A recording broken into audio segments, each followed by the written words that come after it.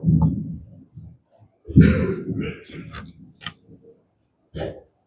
الله الرحمن الرحيم. السلام عليكم ورحمة الله وبركاته.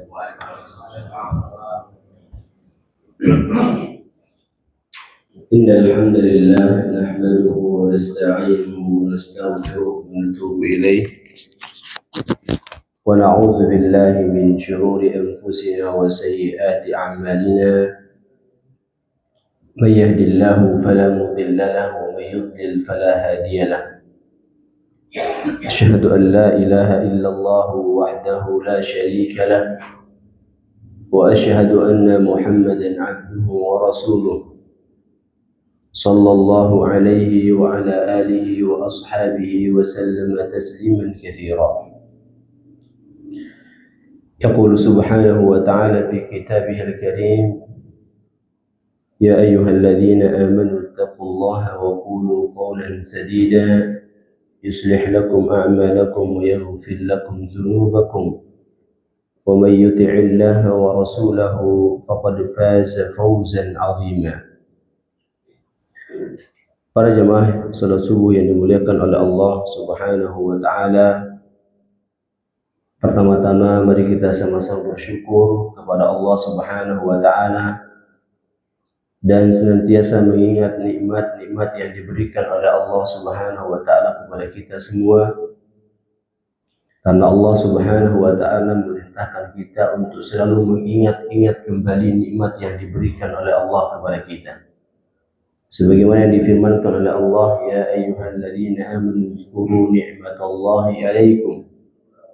Wahai orang-orang yang beriman kepada Allah Subhanahu wa taala, ingatlah nikmat-nikmat yang telah aku berikan kepada kalian.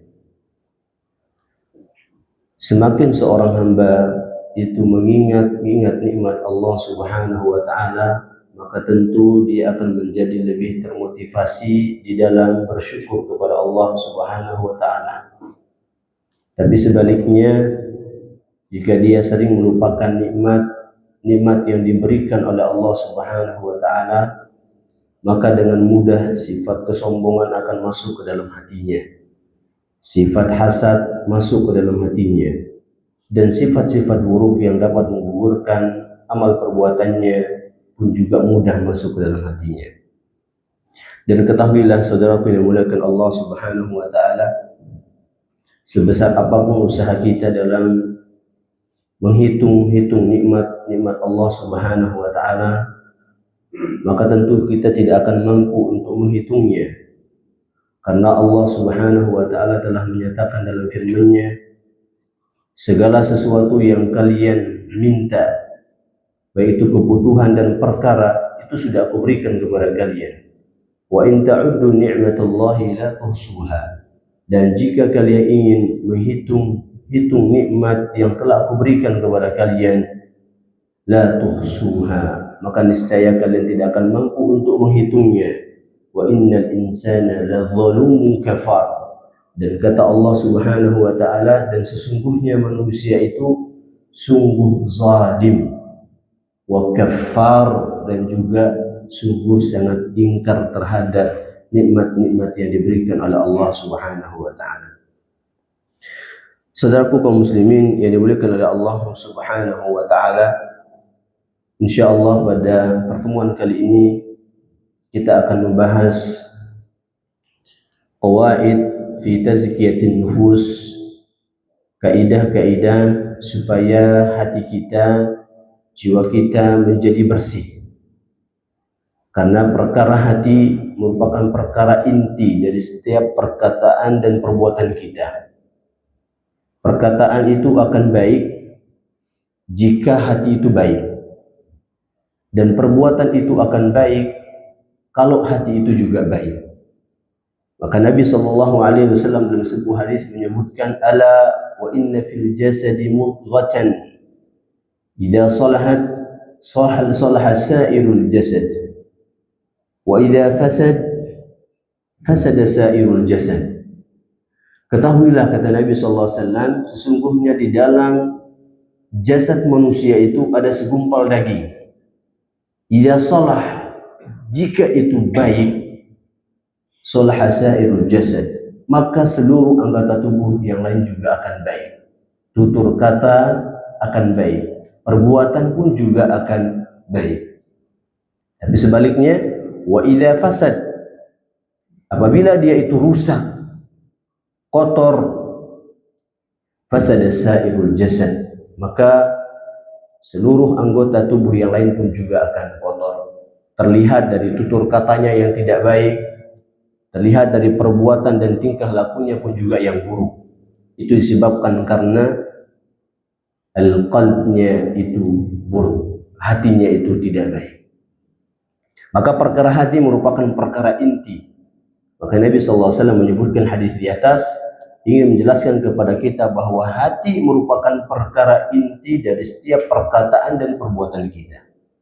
Bahkan Abu Hurairah menyebutkan dia laksana tentara. Hati itu merupakan tentara bagi seluruh anggota tubuh kita. Sementara tubuh yang lain merupakan tentaranya. Dia rajanya, tapi yang lain adalah tentaranya. Jika rajanya itu baik, maka baik juga tentara-tentara yang lain. Tapi jika dia itu buruk, maka buruk juga tentara-tentara yang lain. Maka para jemaah yang dimuliakan oleh Allah Subhanahu wa taala, perkara al-qalbu itu merupakan perkara yang sangat penting yang harus diperhatikan bagi kita sebagai seorang mukmin yang menyatakan beriman kepada Allah Subhanahu wa taala. Di antara yang menunjukkan ini merupakan perkara yang sangat penting, perkara yang sangat agung, kita sering mendapati dalam Al-Qur'anul Karim Allah Subhanahu wa taala mendahulukan sebelum menyebutkannya dengan bersumpah dengan berbagai macam makhluk-makhluk Allah yang besar. Dan dalam sebuah kaidah tafsir, seorang pencipta yang maha besar akan mustahil dia akan bersumpah dengan makhluknya yang kecil, melainkan pasti dia akan bersumpah dengan makhluknya yang besar. Maka perkara jiwa ini di surah Asy-Syams, Allah Subhanahu wa taala berfirman sebelum Allah menyebutkan perkara jiwa, Allah Azza wa Jalla dia bersumpah dengan berbagai macam makhluknya. Allah mengatakan wasyamsi wa duhaha. Pertama Allah Subhanahu wa taala bersumpah dengan asy-syams, dengan matahari dan juga cahayanya di pagi hari. Wal qamari idza talaha, dan juga Allah Subhanahu wa taala dia bersumpah dengan bulan yang menyertainya. Kemudian juga Allah Subhanahu wa taala berfirman wan nahari idza jallaha, demi siang apabila cahayanya telah nampak. Wal laili idza yaghshaha, dan demi malam apabila tertutup cahayanya. Was samai wa ma banaha, dan juga demi langit serta perancangannya yang begitu menakjubkan. Wal ardi wa ma tuhaha, dan demi bumi serta hamparannya. Wa nafsin wa ma sawwaha, lalu Allah Subhanahu wa taala bersumpah juga dengan jiwa. Wa ma sawwaha, serta penyempurnaannya begitu sempurna. Baru Allah mengatakan fa alhamaha fujuraha wa taqwaha, dialah Allah yang telah mengilhamkan kepada jiwa tersebut untuk perkara yang baik dan juga perkara yang buruk. Qad aflaha man zakkaha, lalu Allah Subhanahu wa taala menyebutkan sungguh beruntung, aflah, sungguh beruntung siapapun yang telah mensucikan jiwanya. Wa qad khaba man dassaha, dan sungguh rugi siapapun yang mengotori jiwanya. Di sini ada dua ayat, di ayat yang ke-9 dan ayat yang ke-10 di surah Asy-Syams. Itu adalah poin sebenarnya yang ingin disampaikan oleh Allah Subhanahu wa taala. Tapi di awal dari ayat pertama sampai ayat yang ke-8, Allah Subhanahu wa taala mendahulukannya dengan sumpah-sumpah. Sumpah dengan matahari, sumpah dengan bulan, bersumpah dengan bumi, bersumpah dengan jiwa. Allah Subhanahu wa taala bersumpah dengan makhluk-makhluk yang besar. Artinya bahwa ada sesuatu yang besar yang ingin disampaikan oleh Allah Subhanahu wa taala. Dialah perkara jiwa. Maka Allah mengatakan qad aflaha man zakkaha, sungguh beruntung siapapun yang mensucikan jiwanya.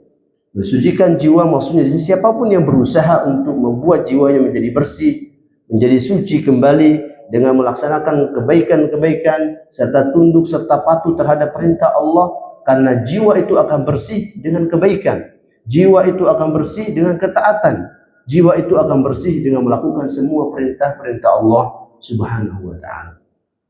Wa qad khaba man dassaha. Lalu Allah juga mengatakan, dan sungguh rugi siapapun yang mengotori jiwanya. Ini merupakan salah satu di antara dasar kerugian seseorang sebelum mendapatkan kerugian besar nanti di akhirat.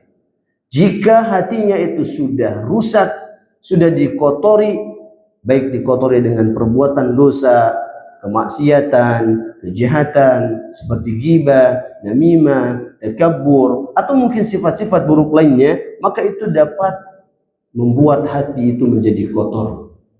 Membuat hati itu akan menjadi kotor. Bahkan Allah Subhanahu wa taala dalam sebuah ayat nanti ketika Allah Subhanahu wa taala memberikan ancaman bagi orang-orang yang mengotori hatinya, wailul lil musyrikin, dan neraka wail bagi orang-orang musyrik, alladzina la yu'tuna az-zakata wa hum bil akhirati kafirun, yang tidak mau mengeluarkan zakat dan mereka ingkar terhadap hari akhirat. Di sini nanti ada satu poin, nanti kaidah yang akan disebutkan oleh muallif rahimahullahu taala.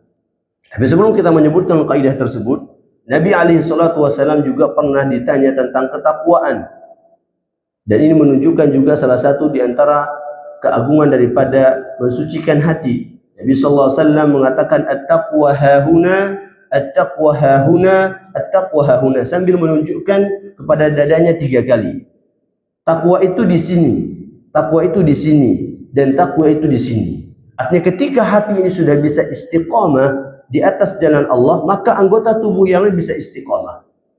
Tapi kalau misalkan hatinya belum bisa istiqamah, maka tutur kata, perbuatan itu juga tidak akan pernah bisa istiqamah. La yastaqimu amru mri'in, kata Nabi sallallahu alaihi wasallam, tidak akan bisa istiqamah perkara seorang hamba sebelum hatinya bisa istiqamah. Kemudian Allah juga, Rasul sallallahu alaihi wasallam juga dalam sebuah hadis yang lain menyebutkan, dan ini juga merupakan salah satu di antara dalil yang menunjukkan pentingnya menyucikan hati.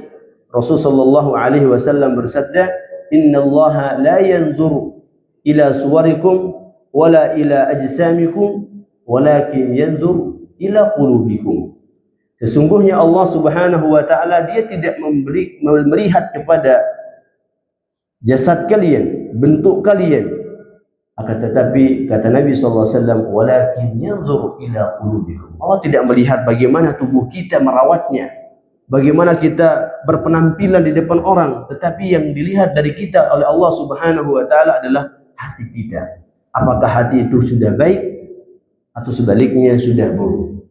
Jika kita menyadari bahwa hati kita lagi tidak baik, maka tentu kita akan segera mencari tahu bagaimana caranya supaya hati kita itu menjadi suci, bersih, supaya Allah Subhanahu wa taala menjadi ridho kepada kita. Maka di sini Rasulullah sallallahu alaihi wasallam menyebutkan dalam sebuah hadis, wa inna li nafsika 'alaika haqqan. Kewajiban buat kita semuanya selaku muslim untuk menjaga kesucian hati kita, karena ternyata hati kita punya hak yang menjadi kewajiban buat kita. Nabi sallallahu alaihi wasallam mengatakan, wa inna li nafsika 'alaika haqqan, dan sesungguhnya bagi dirimu ada hak yang menjadi kewajiban untuk jiwamu. Jadi ternyata jiwa kita punya hak yang menjadi kewajiban kita. Tapi ada sebagian orang berpikir bahwa ketika dia paksakan jiwanya untuk kebaikan, itu dinyatakan salah. Tapi ketika dituruti keinginan semua hatinya, dianggap benar. Hatinya mau melakukan ini padahal itu salah. Dan itu bukan hak jiwa. Hak jiwa yang merupakan kewajiban kita adalah tentu kita harus tuntun, dan juga kita harus berusaha mengarahkan jiwa kita untuk melakukan semua perintah-perintah Allah Subhanahu wa taala. Maka di sini para muallif memberikan kepada kita semua beberapa kaidah penting bagaimana supaya hati kita tetap terjaga, bagaimana supaya hati kita itu bersih. Maka yang pertama yang bisa kita lakukan adalah at-tauhid. mengesahkan Allah Subhanahu wa taala. Inilah kaidah yang pertama supaya jiwa kita menjadi bersih. Kita belajar memperkenalkan hati kita kepada penciptanya. Kita berusaha memperkenalkan hati kita lebih kenal kepada Allah Subhanahu wa taala. Kita perkenalkan hati kita tujuan dia diciptakan oleh Allah Subhanahu wa taala. Kita diciptakan oleh Allah untuk beribadah kepadanya. Di surah Az-Zariyat ayat yang ke-56 Allah Subhanahu wa taala berfirman, "Wa ma khalaqtul jinna wal insa illa liya'budun." Wa ma khalaqtul jinna wal insa illa liya'budun. Tidaklah aku menciptakan jin dan manusia illa liya'budun, melainkan supaya mereka hanya beribadah kepada Allah Subhanahu wa taala. Kalau dalam ilmu balaghah disebut dengan adatul qasr. Jadi ada ketika an-nafyu sebelumnya, kemudian ada al-istithna, maka kalimat setelahnya hanya itu tujuan kita diciptakan oleh Allah Subhanahu wa taala. Lantas bagaimana hukumnya kita menikmati kenikmatan-kenikmatan yang ada di dunia ini? Maka tentu bukan hal yang dilarang. Itu diperbolehkan selama kita tidak lupa terhadap tujuan kita diciptakan oleh Allah Subhanahu wa taala, melainkan kita jadikan kenikmatan-kenikmatan tersebut sebagai jisr, sebagai jembatan yang mengantarkan kita kepada ridha Allah Subhanahu wa taala. Tapi ada sebagian di antara kaum muslimin, dia mengatakan, untuk apa kita hidup kalau kita tidak menikmati dunia ini? Kalimat ini para jemaah yang dimuliakan oleh Allah Subhanahu wa taala, tentu kalimat ketika dia membaca ayat wa ma khalaqtul jinna wal insa illa liya'budun, mungkin dia tidak akan mengatakan kalimat tersebut, karena bagaimanapun dia menikmati kehidupan di dunia ini, Allah tidak pernah melarang dia untuk menikmatinya, melainkan bagaimana supaya itu menjadi jembatan supaya dia dicintai oleh Allah. Aturannya ketika dia menyadari bahwa betapa besar dan banyaknya nikmat yang diberikan oleh Allah Subhanahu wa taala, maka tentu dia akan menjadi lebih dekat kepada Allah Subhanahu wa taala. Tapi sebagian di antara kita akan kembali kepada Allah ketika nikmat itu hilang. Dan kita para jemaah, kita menyadari mahalnya nikmat itu kalau kita tidak memilikinya. Contoh, ketika kita nggak bisa melihat, kita baru sadar betapa mahalnya melihat ketika kita nggak bisa melihat. Ketika kita nggak bisa berjalan kaki, baru di sana kita sadar ternyata berjalan dengan kedua kaki itu merupakan sebuah kenikmatan. Tapi ketika hilang, baru kita mencari.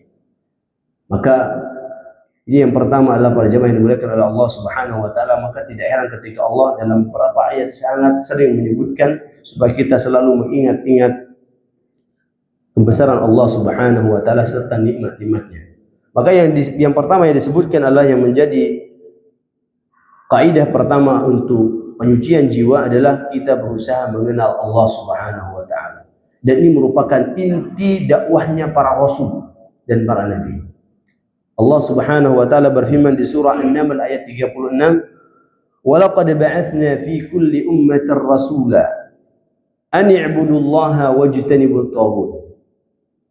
Yang artinya wa laqad ba'atsna fi kulli ummatin rasula, dan sungguh kami telah mengutus di setiap umat itu ada seorang rasul. Untuk apa? An ya'budullaha wajtanibut taghut. Untuk dia perintahkan kaumnya agar beribadah hanya kepada Allah. Dan yang disebut dengan ibadah, Syekh Islam Ibnu Taimiyah rahimahullah mengatakan, ismun jami' li kulli ma yuhibbuhu Allah wa yardah min aqwalin wa af'alin adh-dhahirah wa batinah. Jadi yang disebut kata ibadah adalah sebuah nama yang mencakup segala bentuk perkataan dan perbuatan, baik yang zahir ataupun yang batin, dicintai oleh Allah Subhanahu wa taala. Dan tentu syarat diterimanya ibadah tersebut adalah ikhlas lillahi Subhanahu wa taala. Kita ikhlas dalam menjalankan ibadah tersebut. Wattiba'un Nabi sallallahu alaihi wasallam, serta mencontohi manusia terbaik, dialah Nabi kita Muhammad sallallahu alaihi wasallam. Wajtanibut taghut, dan juga di antara inti dakwah para nabi dan rasul selain memerintahkan mereka untuk beribadah kepada Allah Subhanahu wa taala, Juga mereka memerintahkan kaumnya untuk menjauhi taghut. Segala sesuatu yang dicintai melebihi cintanya kepada Allah Subhanahu wa taala bisa masuk dalam kategori taghut. Maka para jamaah yang dimuliakan oleh Allah Subhanahu wa taala, di sini Allah Subhanahu wa taala menekankan kepada kita untuk memperhatikan kesucian jiwa dengan cara kita mentauhidkan Allah Subhanahu wa taala. Bagaimana ketika Allah mengancam orang-orang yang menyekutukan Allah Subhanahu wa taala dalam firman-Nya di sebuah surah dalam Al-Qur'anul Karim, di surah Al-Fussilat ayat yang ke-6 sampai 7, Allah berfirman, "Wa wailul lil musyrikin alladzina la yu'tuna az-zakata wa hum bil akhirati kafirun." Celakalah bagi orang-orang musyrik, orang-orang yang menyekutukan Allah Subhanahu wa taala, alladzina la yu'tuna az-zakat. Mereka tidak mau mengeluarkan zakat, wahum bil akhirati kafirun, dan mereka mengingkari hari akhirat. Ketika Allah mengatakan wailul lil musyrikin, celaka bagi orang-orang yang menyekutukan Allah Subhanahu wa taala, berarti beruntung orang-orang yang mentauhidkan Allah Subhanahu wa taala. Makanya di sini ketika ditafsirkan ayat ini oleh para mufassir, salah satunya adalah beliau menyebutkan yang dimaksud dalam wailul lil musyrikin alladzina la yu'tuna az-zakata wa hum bil akhirati kafirun, dialah tauhid dan beriman kepada Allah Subhanahu wa taala.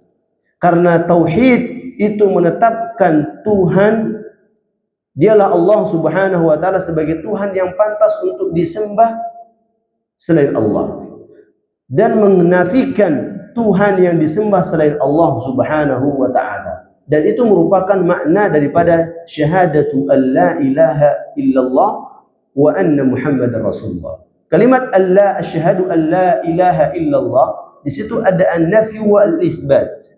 Ada penafian dan ada itsbat. Menafikan semua bentuk sesembahan selain Allah Subhanahu wa taala dan menetapkan Allah satu-satunya sebagai sembah yang pantas untuk disembah dengan cara yang baik dan benar. Itulah makna daripada syahadatu an la ilaha illallah. Kemudian ketika Allah Subhanahu wa taala memerintahkan kita untuk mentauhidkan Allah, karena tauhid juga merupakan salah satu di antara kaidah pertama daripada nanti kaidah-kaidah yang lain dalam menyucikan jiwa, karena ini merupakan salah satu amalan yang bisa menambahkan dan meninggikan derajat kita di sisi Allah Subhanahu wa taala. Sebaliknya kesyirikan itu dapat menghapus seluruh amal perbuatan kita. Lihat bagaimana yang dikatakan oleh Allah Subhanahu wa taala di surah Az-Zumar ayat yang ke-65. Wa laqad uhiya ilaika wa ila alladhina min qablik la in asyrakta la yahbatanna 'amaluk. Dan sungguh Allah Subhanahu wa taala telah wahyukan kepadamu wahai Muhammad, dan juga kepada orang-orang sebelum kamu, la in asyrakta la yahbatanna 'amaluka. Jika kamu melakukan satu kesyirikan, maka pasti Allah akan menghapus seluruh amal perbuatan. Kita sudah bertahun-tahun sholat, kita sudah bertahun-tahun baca Al-Quran, tapi ternyata ada satu perbuatan yang membuat kita jatuh pada kesyirikan, itu membuat seluruh amal perbuatan kita itu terhapus. Maka di sini hati itu harus perlu kita jaga. Karena yang paling tahu tentang perintah dan larangan Allah adalah hati kita, sebelum perbuatan dan perkataan itu mengetahuinya. Dan tidak ada ceritanya kalau hati tidak mengetahui perintah dan larangan Allah Subhanahu wa taala. Yang pertama tahu tentang hal itu adalah hati kita.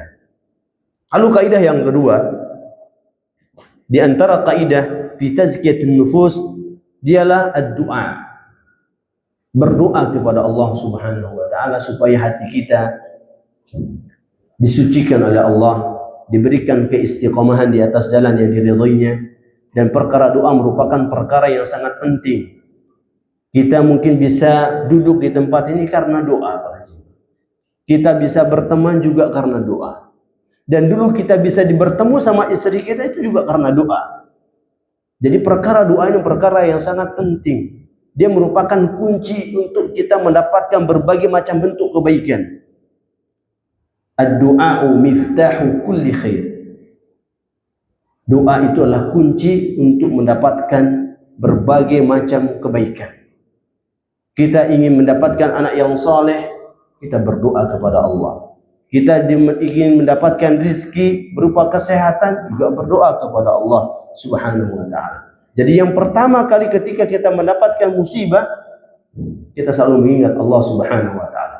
Tapi ketika kita mendapatkan kenikmatan yang besar, justru terkadang kita ingat terhadap usaha kita yang jerih payah dari dulu sampai sekarang. Tapi kita lupa bahwa yang memberikan itu adalah Allah Subhanahu wa ta'ala. Itu mungkin sebab daripada doa-doa istri-istri kita, doa mungkin ibu-ibu, dan juga doa anak-anak kita. Ini menunjukkan bahwa perkara doa adalah perkara yang sangat penting. Sehingga Nabi kita alaihi salatu wassalam dalam doanya pun juga mengulangi, ya muqallibal qulub tsabbit qalbi ala dinik. Ini sekelasnya Nabi yang sudah dijamin masuk surga oleh Allah, yang sudah diterima amalannya dan pasti masuk surga. Tapi di antara bukti syukurnya, dia tidak lupa untuk minta sama Allah, ya muqallibal qulub, duhai Rabb yang telah membolak-balik hati manusia, tsabbit qalbi ala dinik, tetapkan, istiqomahkanlah hatiku di atas agamamu. Wa ya musarrifal qulub, sarrif qalbi ala ta'atik, duhai Rabb yang telah memalingkan hati manusia, maka palingkan hati saya di atas ketaatan kepadamu. Jadi hati ini bisa berubah para jemaah. Hati kadang kita kalau ke masjid mungkin niat kita untuk sholat, tapi ketika di tengah jalan ada yang menyanjung kita, fulan masya Allah antum bajunya luar biasa bagus, berubah. Fulan, jadi pujian itu bisa merubah niat baik kita. Jadi perkara hati itu cepat berubah para jemaah, per detik bisa berubah. Sehingga Nabi alaihi salatu wasallam mencontohkan kepada kita supaya memperbanyak doa, ya muqallibal qulub tsabbit qalbi ala dini. Pendek, ringkas, tapi masya Allah dari sisi maknanya sangat luas. Ya muqallibal qulub, duhai Rabb yang telah membolak-balikkan hati, tsabbit qalbi ala dinik, tetapkan hatiku di atas agamamu. Di doa yang lain, Allahumma ati nufusana taqwaha, ya Allah berikan kepada kami nufusaha taqwaha, jiwa yang bertakwa. Allahumma ati nufusana taqwaha, ya Allah berikan kepada jiwa-jiwa kami ketakwaan. Wa zakkiha anta khairu man zakkaha, dan bersihkan dia ya Rabb karena engkau yang bisa membersihkannya. Anta waliyuha wa maulaha, engkau adalah pelindungnya. Maka di sini Nabi kita alaihi salatu wasallam mengajarkan kita supaya hati dan jiwa kita dibersihkan oleh Allah Subhanahu wa ta'ala. Kalau bukan Allah yang membersihkan, lantas siapa para jemaah? Maka kita butuh kepada Allah Subhanahu wa ta'ala untuk membersihkan jiwa kita. Jangan kita berdoa kepada Allah kalau ada kebutuhan dalam perkara-perkara dunia. Misalkan kita rezekinya berkurang, tapi nggak tahu ternyata hati kita yang kurang. Doa ini juga menunjukkan salah satu bentuk iftiqar, kita ini fakir sama Allah. Kalau kita nggak fakir, nggak mungkin kita berdoa sama Allah. Dan juga doa ini menunjukkan kelemahan kita. Kalau kita kuat, nggak mungkin kita berdoa kepada Allah Subhanahu wa ta'ala. Tapi kita di hadapan Allah tetap seorang hamba. Maka sekuat apapun kita, tetap kita minta pertolongan dari Allah Subhanahu wa ta'ala. Itu salah satu di antara bukti doa, itu salah satu bukti bahwa kita adalah orang yang fakir di hadapan Allah, kita adalah orang yang lemah di hadapan Allah, kita adalah orang yang penuh kekurangan di hadapan Allah Subhanahu wa ta'ala. Maka Nabi kita alaihi salatu wasallam pun juga dia berdoa kepada Allah Subhanahu wa ta'ala. Jadi jangan lupakan doa yang datang dari Nabi sallallahu alaihi wasallam, ya muqallibal qulub tsabbit qalbi ala dinik. Dan kita tahu bahwa kita punya Allah yang pasti mengabulkan setiap permohonan kita. Walau kita mungkin merasa berlumuran dengan dosa, tapi Allah Tawwabur Rahim. Dia penerima taubat dan juga sangat sayang. Wa huwal ghafurur rahim. Dia Maha Pengampun juga Maha Penyayang. Beda kalau mungkin kita punya kesalahan sama teman. Kalau kita punya kesalahan sama kawan, belum tentu hari itu dia bisa maafkan kita. Ada yang 1 pekan baru bisa memaafkan.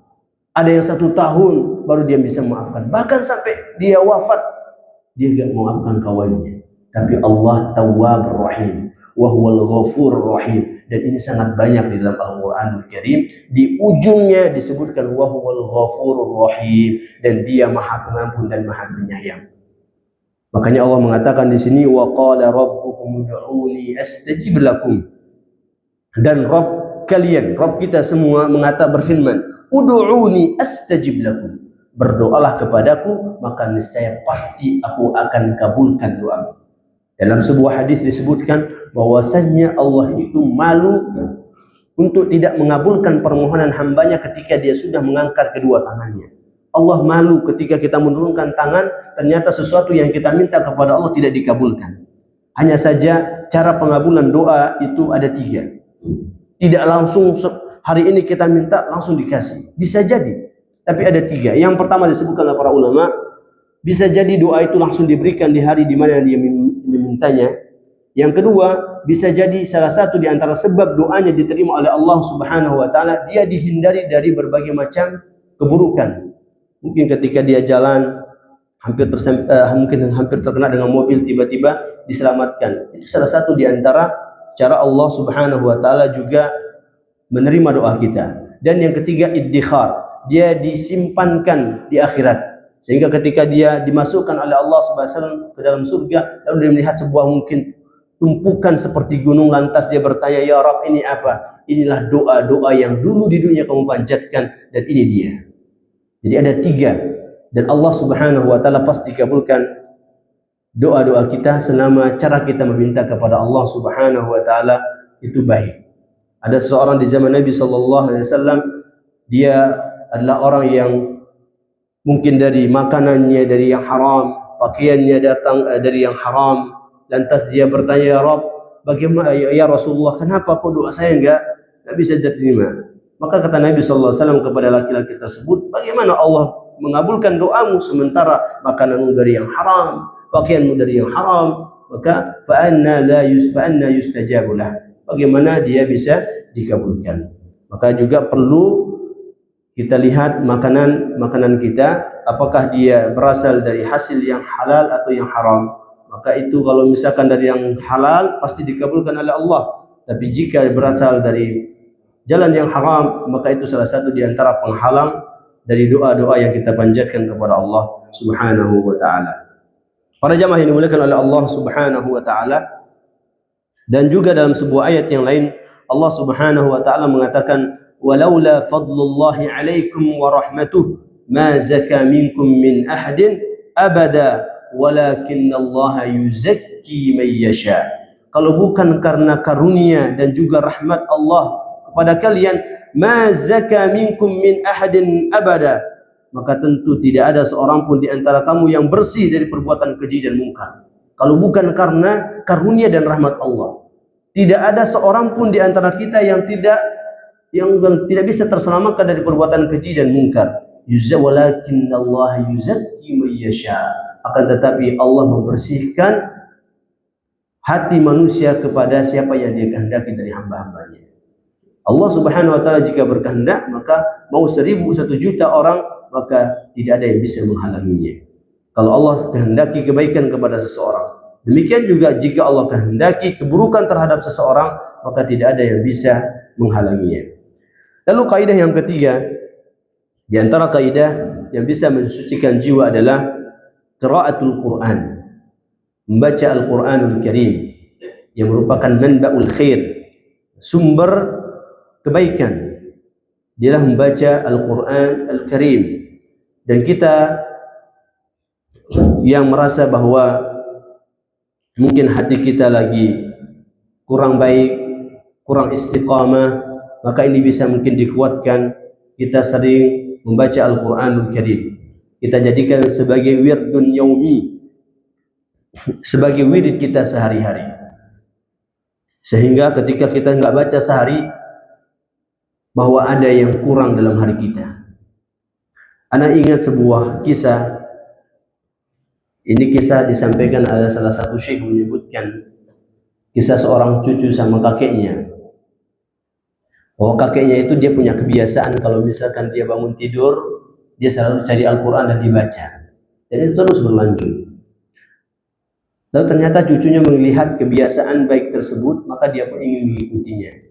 Dia datang ke kakeknya, bilang, kakek, saya ingin mengikuti jejak kakek. Saya mau bangun tidur pagi-pagi lalu saya baca Quran. Kata kakeknya, ya tafadhal, silakan. Lalu dicoba sehari, sepekan, sebulan, dicoba. Tapi karena dia merasa nggak paham apa yang dia baca, lantas merasa bosan. Dia kembali kepada kakeknya. Kek, saya udah coba 1 bulan, 2 bulan, tapi kok saya nggak paham-paham dengan apa yang saya baca. Seperti nggak ada faedahnya. Baik, kakeknya diam saja tanpa memberikan jawaban terhadap apa yang dirasakan oleh cucunya. Maka dia berikan kepada dia satu bejana kotor yang bocor. Lalu kakeknya minta, coba kamu ambilkan kakek air dari sungai sebelah. Lalu digunakan bejana tersebut untuk mengambil air. Ketika diambil, nyampe ke tempat kakeknya, udah nggak ada airnya. Kata kakeknya, coba lagi, jalannya lebih kencang lagi. Jalan, bahkan sampai lari, capek di hari itu. Kakeknya belum memberikan jawaban. Dia bilang, besok pagi-pagi kamu harus bangun pagi-pagi supaya kamu tenagamu semakin kuat, kamu semakin semangat, kamu lari sekencang mungkin biar kamu bisa dapat air. Dia pun besok pagi-pagi menjalankan perintah kakeknya. Akhir cerita para jemaah, dia nggak dapat air, lalu dia datang, udah lemah. Kakek, saya udah coba 2 hari, tapi ternyata saya nggak bisa dapat air, nggak dapat apa-apa. Kakeknya bilang, coba perhatikan bejana yang saya berikan kepada. Apakah ada perubahan? Oh ya ada. Kakek berikan saya dalam kondisi kotor dan sekarang sudah bersih. Demikian juga hati manusia. Kalau hati manusia itu sering dibacakan Al-Quran, maka itu akan menghilangkan sifat-sifat keburukan yang ada di dalamnya. Itu entah itu kesombongan, rasa hasad. Itu walau nggak paham. Walaupun kita nggak paham tentang apa yang kita baca dari Al-Quranul Karim, tapi dia bisa membersihkan sifat-sifat keburukan yang ada dalam hati kita. Lantas bagaimana kalau paham? Paham itu akan tentu dia akan lebih besar lagi pengaruhnya. Ini tidak paham saja, dia bisa membuat seseorang akan menjadi lebih khusyuk, lebih baik. Kemudian mungkin juga hatinya yang suka mungkin sombong, hasad, atau menggibah, namimah, dan sebagainya, itu bisa dibersihkan dengan tilawatul Quran. Jadi baca Al-Quran itu bukan karena nggak paham, tapi bagaimana kita baca Al-Quran, karena itulah perintah dari Allah Subhanahu wa Ta'ala.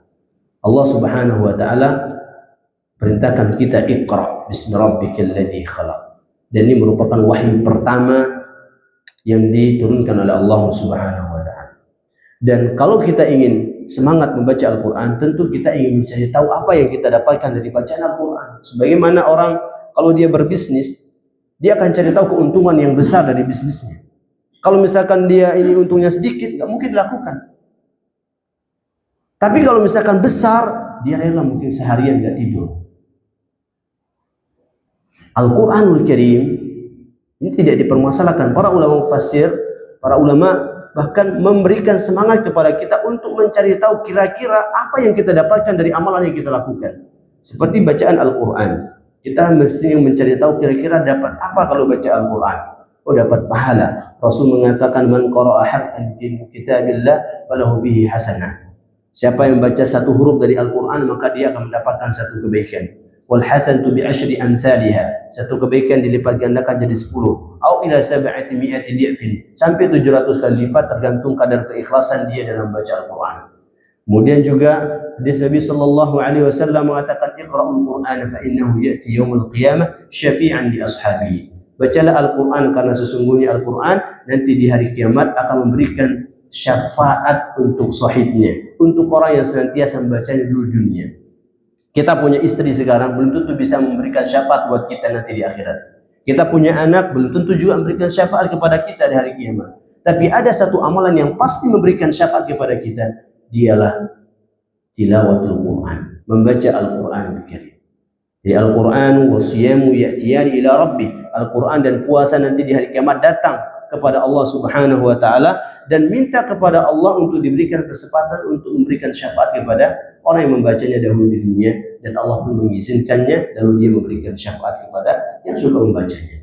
Jadi banyak sekali keutamaan-keutamaan daripada Al-Quranul Karim. Dan juga di antara yang pernah dialami, ini salah satu syekh, namanya Syekh Profesor Dr. Sulaiman Ar-Ruhaili. Beliau menyebutkan bahwasanya siapa yang memulai harinya dengan bacaan Al-Quran, maka hari itu akan menjadi lebih berkah dibandingkan dengan hari-hari yang lain. Dan kenapa dia bisa mengatakan demikian? Karena dia sudah mengalaminya. Dan dia berbagi cerita, karena kita adalah saudara muslimnya. Al-muslim akhul muslim.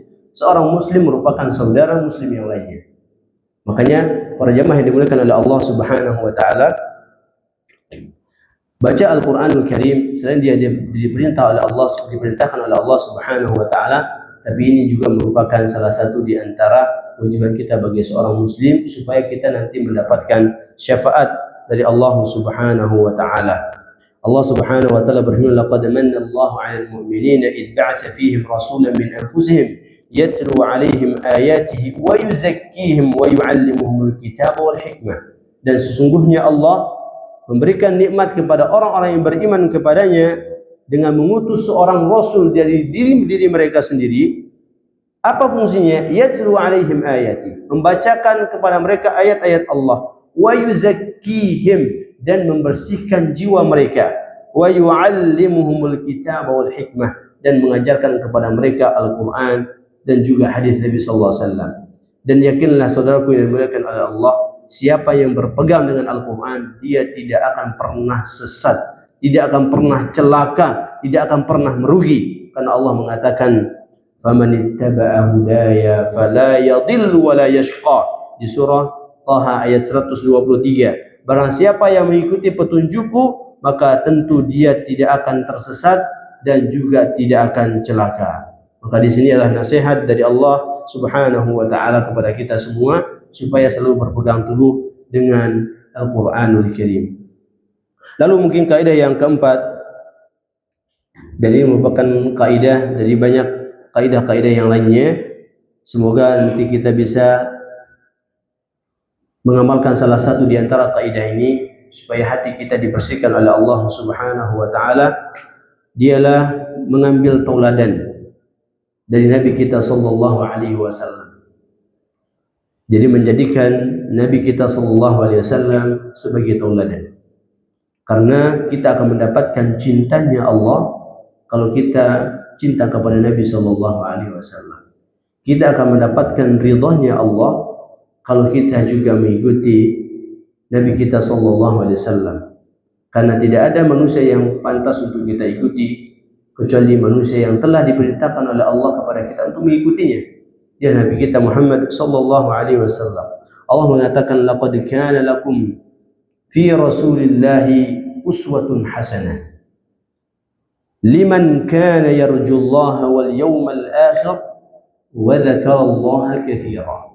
Surah Ahzab ayat yang ke-21.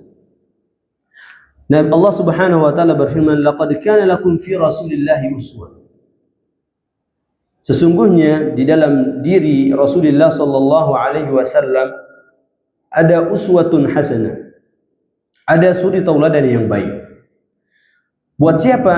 Kata Allah, liman kana yarjullaha wal yawmal akhir. Buat orang yang mengharapkan rahmat, keridhaan Allah Subhanahu wa taala dan juga kenikmatan hari akhirat. Wa dzakarallaha katsira, dan dia tentu akan sering mengingat Allah Subhanahu wa taala.